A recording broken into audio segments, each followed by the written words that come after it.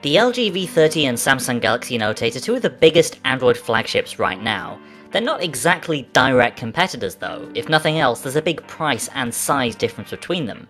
Still, they're both significant launches in the Android calendar from two companies with a well-established rivalry. I'm Alex from Android Central, and I've been using both the V30 and the Note 8 for the past few weeks. Here's what I think so far.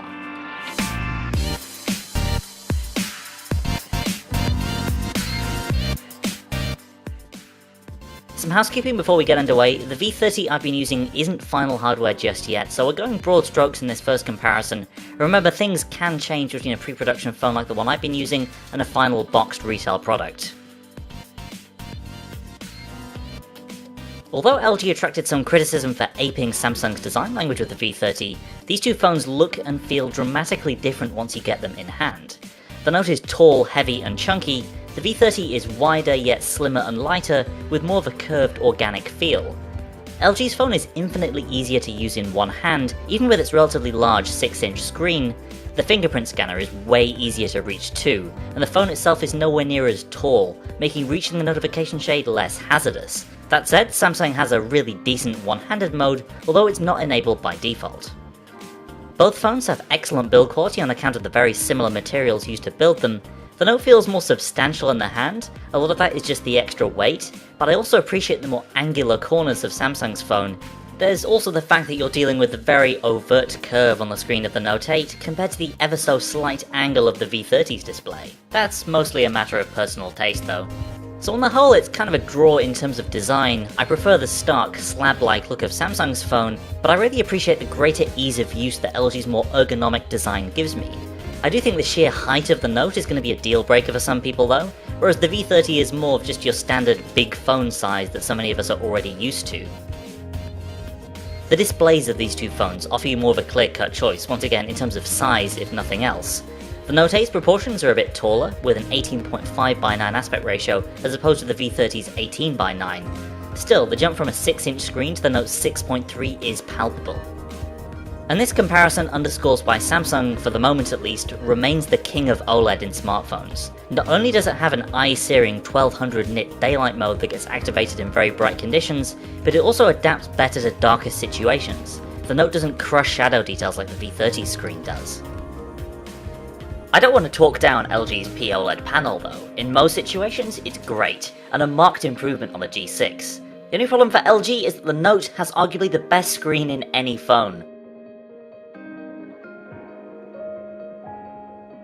Audio is yet another point of contrast. LG has its fantastic quad DAC built into the V30, which brings some added punch to wired audio. That's something you'll miss out on the Samsung side, and actually a feature that's unique to LG among all its competitors. Elsewhere, it's kind of a wash. The bottom-facing speakers of both the V30 and Note 8 are nothing special, but at least both come bundled with decent quality earbuds. Samsung gives you AKG-tuned buds, whereas LG's partnered with B&O Play. Overall, in the audio stakes though, it's a win for LG thanks to that quad DAC. LG has also managed to fit wireless charging inside all V30 models this time around, not just those sold in the US, which brings it up to speed with Samsung, a company that's included this feature in all its flagships since 2015. There is one truly unique hardware feature that's still exclusive to the Note though. That, of course, is the S Pen. No one's even trying to compete with Samsung anymore when it comes to a stylus on a high-end smartphone. For me, the use case for the S Pen hasn't really been about drawing or note-taking, but rather using it in a way that I'd use a trackpad or mouse on a PC. Samsung's built out a ton of proprietary features around the S Pen, many of which are great, but for me, it's the precise input that it gives me that has the real value. That's something that only the Note can offer. As for LG, it's gotten rid of the old second display from earlier V-series phones, instead replacing it with this floating bar, and like I said in our initial review, I'm not a huge fan of this. The options there aren't massively useful, and it animates too slowly to really save you any time, but at least it's easy to turn off. On the inside, both phones offer very familiar spec sheets. Snapdragon 835 and both in the US. Internationally, Samsung uses its own Exynos equivalent, 64GB of storage as standard, and 3300 mAh batteries. Samsung's ahead on RAM with 6GB to the V30's 4GB, but I don't feel like there's a huge advantage there for the Note in day-to-day performance. Maybe it's a little better at keeping apps in memory, but the difference is tiny. The bottom line is that both phones are really strong performers. Even battery life is pretty much identical across both models. Despite the larger display of the Note 8, it has mostly kept pace with the V30 throughout my daily usage patterns. Both will give you a full day, though probably not much more than that, with between 3 and 4 hours of screen on time while I'm outside on LTE. Both phones are IP68 rated as well, meaning they're sufficiently water resistant, good enough to survive a dunk in the sink or to be used outside in the rain.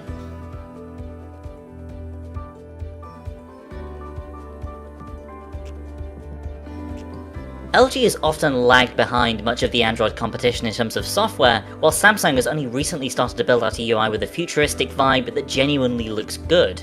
However, both are on pretty firm footing with their latest phones. The Note 8 software is all but identical to the Galaxy S8's, except for some new S Pen features and subtly improved performance thanks to that extra 2GB of RAM. Meanwhile, the V30 takes what we knew from the G6 and tunes up its performance, while also smoothing out some UI hiccups. LG's haptic feedback has improved too, as has touch response. There's nothing overtly weird about the way LG's software looks or works, and considering how overcooked some of its earlier software efforts have been, that's an important development. Overall, I think I prefer the slightly more futuristic feel of Samsung's skin, but I am absolutely fine with the look and feel of LG's software as well. Perhaps the biggest functional advantage for Samsung comes with its multitasking features. As well as multi-window, which is now a standard part of Android, you can save pairs of apps to load at the same time, and quickly load apps in a floating window, which is a great way to take advantage of the Note's enormous screen. There's also a helpful one-handed mode gesture, which is something you'll miss out on the V30.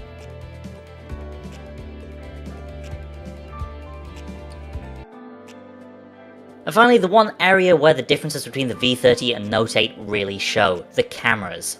Around the back, both feature dual camera arrays, but they work completely differently. Samsung gives you two 12-megapixel sensors, a standard camera behind an f1.7 lens, and a telephoto camera with an f2.4 aperture. Both are optically stabilized, giving the opportunity to capture clearer low-light zoomed shots. On the LG side, it's all about wide-angle photography. The standard camera has a super bright f1.6 lens, though with smaller pixels on the sensor than Samsung, just 1 micron as opposed to 1.4 on the Note. And then you've got a 13 megapixel 120 degree wide angle shooter behind an impressive f1.9 lens. There's no optical stabilization on LG's second lens, but still, the company has made huge strides in low light performance in the wide angle since the G6. For the most part, the main cameras of these two phones are so close as to be near identical.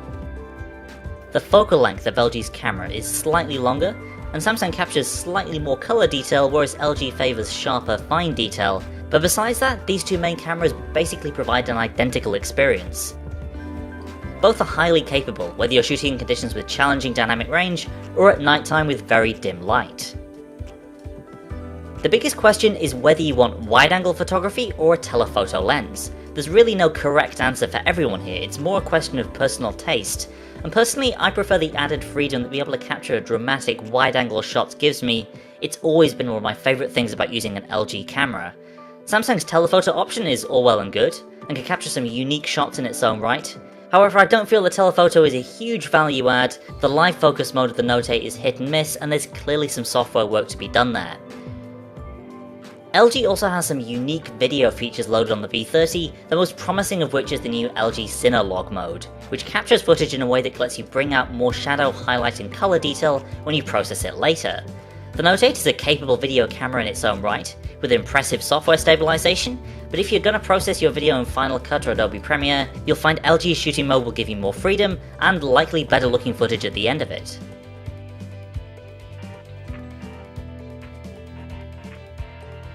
Ultimately, it's really hard to call an overall winner here. These are two great phones that take different approaches to their design and have different priorities in terms of the technology and the feature set. If you go with the V30, you'll save a couple of $100 compared to the Note 8, while getting a more portable handset that's easier to hold and just as fast, with fantastic wide audio capabilities, some unique video recording features, and a really fun wide-angle camera. Go for the Note and you'll pay more, but get a bigger phone with a better screen, all the functionality of the S Pen, the best telephoto lens on any smartphone, and a great looking software loadout with more multitasking options than you'll know what to do with. If your buying decision comes down to price, especially if you're purchasing outright, then maybe it'll be hard to justify the extra cost for